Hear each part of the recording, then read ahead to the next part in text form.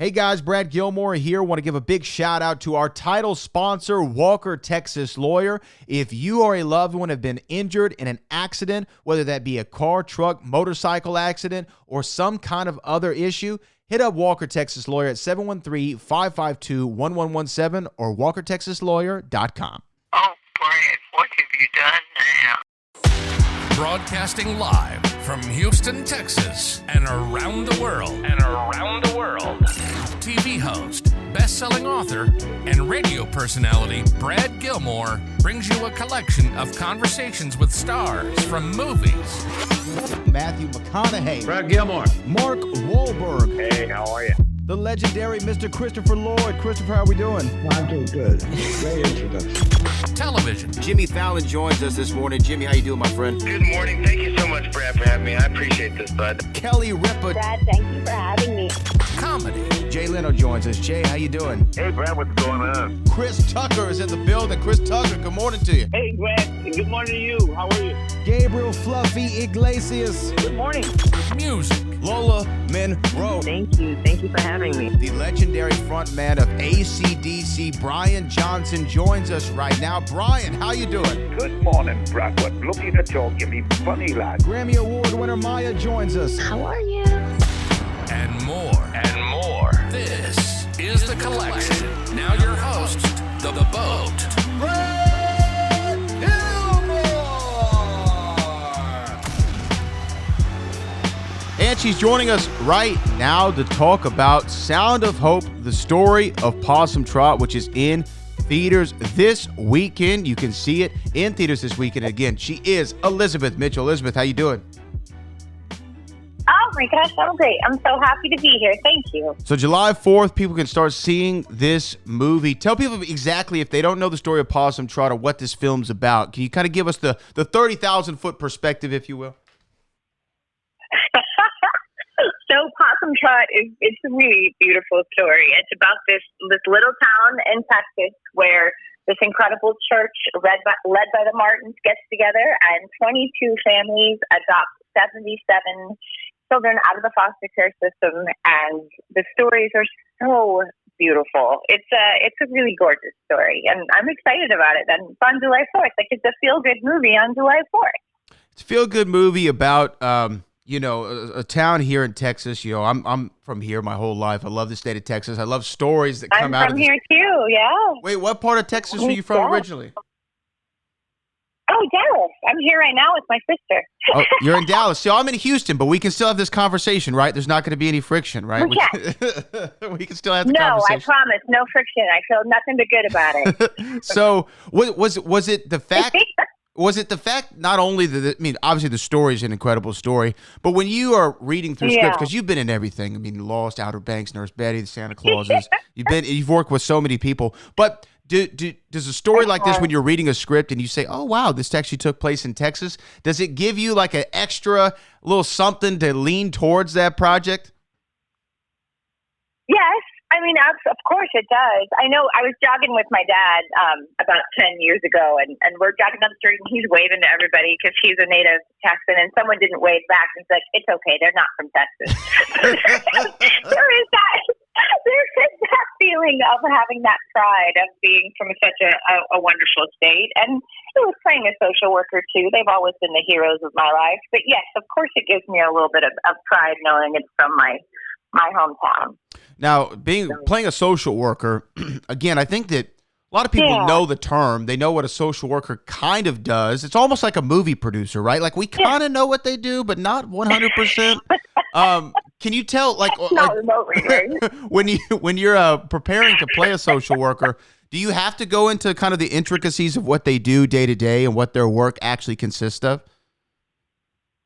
Well, I'm so lucky because on this, so many of the people producing it, writing it, directing it are all very intimately involved with the foster care system, and are some of them social workers. So I was surrounded by a team of people who aren't viewing this from afar. They're right in it. So it was pretty extraordinary to be able to just walk around the set and talk to people about what was happening and what was going on. So that was good. I had a wealth of information on my fingertips because these people are, they're for real. This is what they do. So it was amazing. Cool. Is that something that you typically do when you're approaching any kind of role? Like, are you someone who like, let me go research what the character does? Or are you someone who says, look, I know what's on the page. I'm going to play what's on the page? No, I researched, but I don't know if it helps. I was talking with another actor about that. I think I just like it. I love the idea that I get to be so many different things. And I always, like, when I had to learn Latin for Lost, I learned Latin. Just that part. I wanted to know what I was saying. I think that I just like to know what's coming out of my mouth and where it's coming from. But I think everybody's different and what appeals to them. I think I just like learning. So I'm kind of that kind of nerd. Well, so, I mean, it's interesting. I haven't heard anybody ever say that it might not really inform the character that much, but you would just enjoy the process. It's interesting. But is there something something that when you were doing this movie and you were talking to the social workers on set and people who were part of the foster care system, was there something that surprised you? Like, oh wow, really? That happens? I think what I learned I've always thought of social workers as heroes, just seeing them around in the world that I live in. But I think in talking to them, it is so often a job that goes without any sort of praise, without any sort of anything. They're not paid very much. They simply go in and they take care of these kids, and they do it day after day after day after day. So I guess to me, I felt even more of this incredible pride about these people slogging through this, doing this day after day.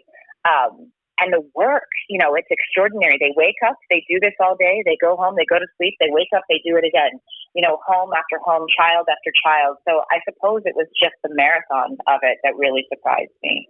It's an extraordinary situation, an incredible job. And I talked to so many social workers, and they're just the coolest people. I had such time talking to them, and I was so impressed with them.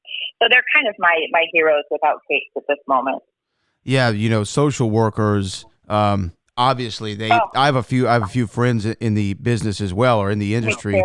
And the way that the fact that they're able to stay upbeat and positive all the time. I feel like I've never met like a sad social worker. They're very much all about it, right? Yes, they get in there and they get it done, and their empathy is huge, but also they have to make these decisions, these decisions about these children and their lives and what's going to happen. And all of that pressure is on them, and they do it with so much humility and so much empathy, and it's astonishing. I was reading off some of your credits here earlier in the interview.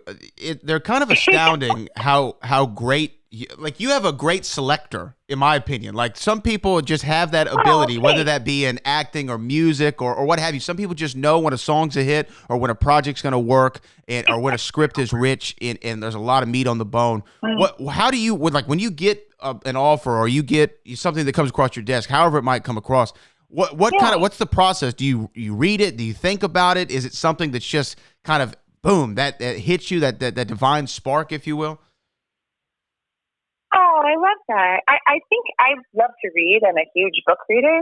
So I think for me, if something is exciting to me, if I read it, I'm like, oh yes, I know what to do. Then that's what it is. I'm not terribly exacting about it. It really is. You're right. If it moves me, or if it's something where I'm like, I haven't done that, or most of all, I think if it scares me, if it's something where I could really fail, then I'll absolutely want to do it, because I think we should do that in life. I think we have to get ourselves up and jump off those cliff dives into the ocean, as long as it's safe. Is there one though that that when you think of your career to this point, and you go, wow, that one was real special? I'm sure there's several, but is there a singular one that pops in your mind of like, that's the one? Like if somebody says, hey, Elizabeth, show me one piece of your work, like which one are you throwing on? Well, I mean, I enjoyed all of them so much. I mean, I think that the part I played for so long was, of course, in Lost, and I loved Juliet. But in all honesty, Mrs. Claus, as my mom said, is the most me that I play. So you have to kind of like look at these and think about what are we presenting here. Poor Juliet had the hardest time, and certainly wasn't reflective of my life. At the same time, I just had a blast with all those beautiful people.